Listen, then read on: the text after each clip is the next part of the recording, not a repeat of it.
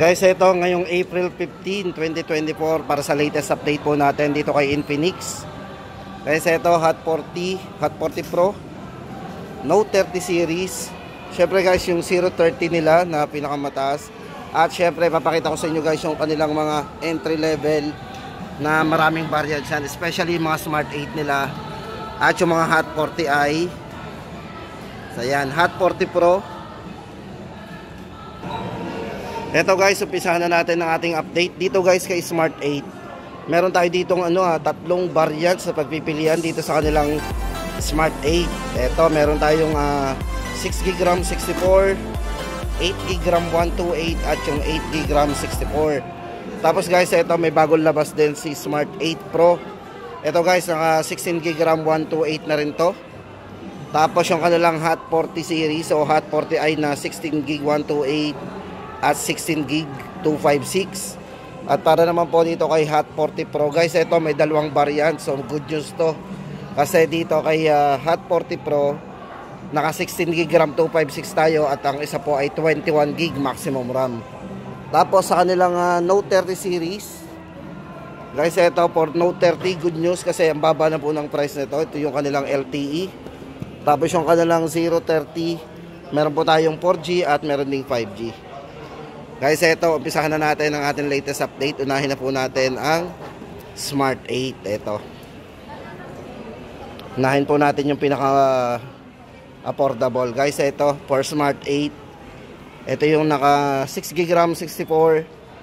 Ito, bali ay 3,399. Guys, ito, bali naka 90Hz refresh rate na rin po ito. Tapos naka punch hole lang screen yung display nya.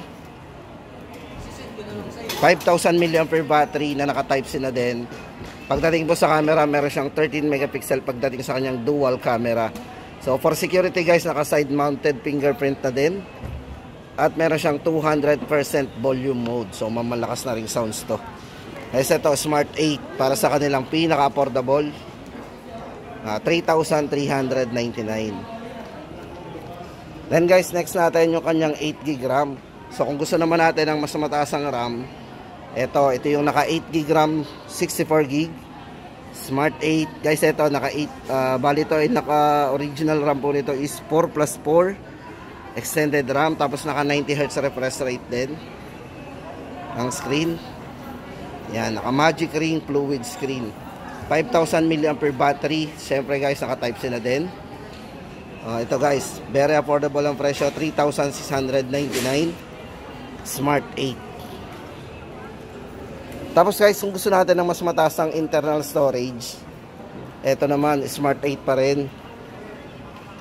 So ito po ay naka 8GB RAM 128GB. So guys, ito naka 128 na po tayo dito. Then pagdating naman po sa kanya mga specs, yung tatlo po na to ay pare-parehas lang naman. Pagdating sa camera, battery, yung refresh rate ng screen, sa volume at sa fingerprint. Guys, ito bali ay sa price na lang po tayo nagkaiba at doon sa kanilang RAM. Ayan, 6GB 64, 864 at 8GB 128. O ito na po yung price guys, 3,999 po ang 128GB.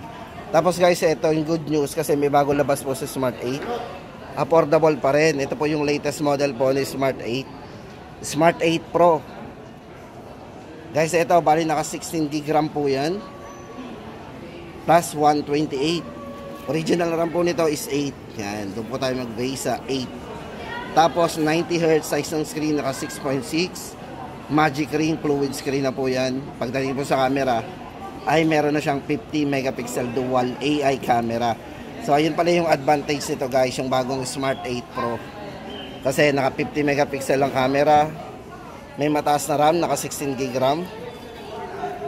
Yan guys, Smart 8 Pro. Price po natin dito 4,999. Very affordable. Tapos guys, ito naman yung Infinix Hot 40i. Sa mga nagtatanong po kung magkano na po. Ito guys, maganda dito kasi kay Hot 40i, meron siyang 256GB at meron siyang 128 na naka 16GB of RAM na po yan. So may mataas na RAM, 8GB RAM, original RAM, tapos naka extended po yan. Then 128 po internal storage. Para po sa price natin dito guys, 5,299. At ito po, check po natin yung kanyang specs and parameters. Pagdating po sa refresh rate, 90Hz refresh rate, napaka-smooth po nito. Then 50 megapixel dual camera. At may mataas po itong pang selfie natin, 32 megapixel. For security, side mounted fingerprint. At sa volume, naka 200% din po yan with DTS processing. Pagdating po sa charging, naka 18 watts fast charging po yan with 5,000 long lasting battery. Ayan. Guys, ito yung naka 16 gig 128. Para po sa presyo natin dito, 5,299. Then for Hot 40i. Guys, ito naka 256 gig na po tayo. Sobrang laki na po ng internal storage natin dito.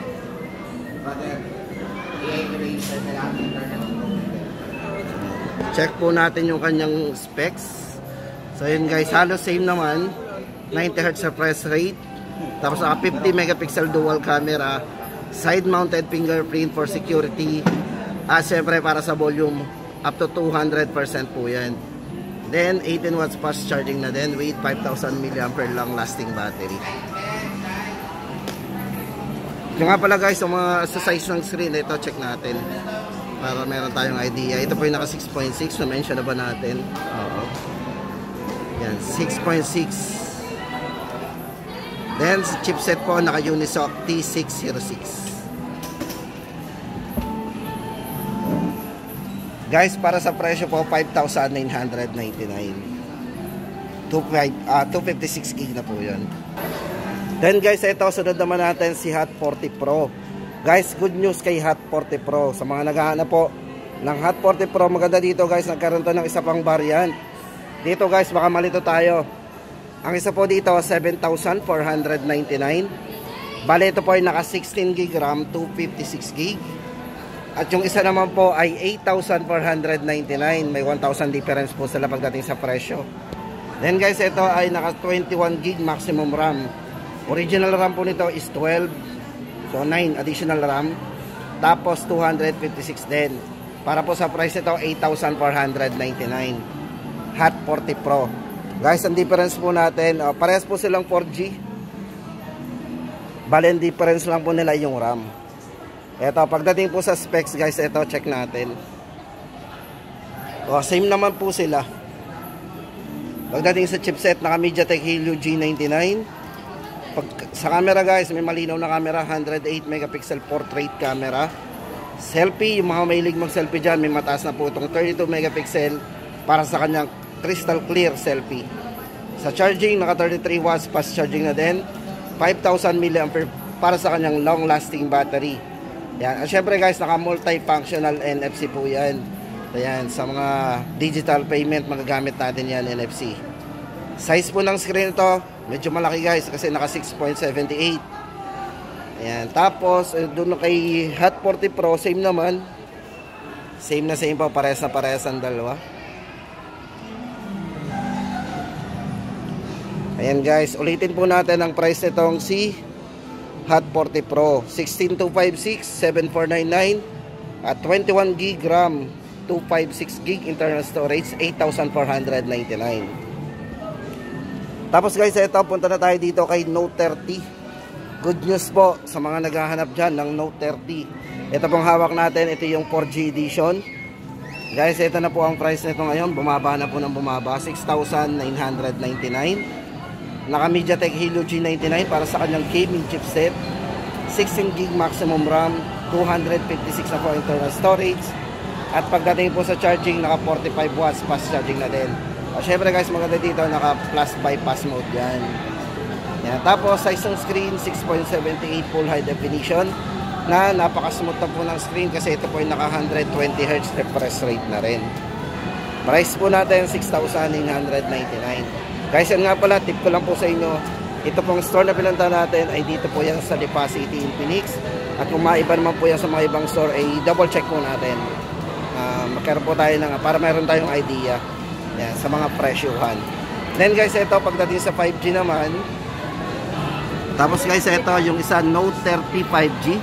Yan, nasa box, hindi natin nasa cabinet. Ito guys, bali pagdating sa chipset, ito yung naka D6080 5G chipset. Yan, para sa gameplay na mahilig maglaro dyan. Then guys, ito meron siyang maximum RAM na 16GB RAM. Internal storage po nito ay naka 256 na din. Yan guys, ito para sa presyo po nito 8,999. Then check po natin yung kanyang Yan, silipin na lang po natin. Yan guys, naka 45 watts all around fast charging, 5,000 mAh battery, at ang size ng screen naka 6.78 full high definition plus with iCar display na rin. Pagdating po sa smoothness, naka 120Hz po yung refresh rate nito. At ang maganda po dito guys, naka dual speaker na din. Camera po 108 megapixel po yan. Guys, yan ang ating update dito kay Note 30 5G. Syempre guys, 5G po yan. So kung tayo magda-download dito and uploading ay mabilis talaga. 8,999. Tapos guys, ito na yung huli sa ating listahan, yung kanilang Infinix 030.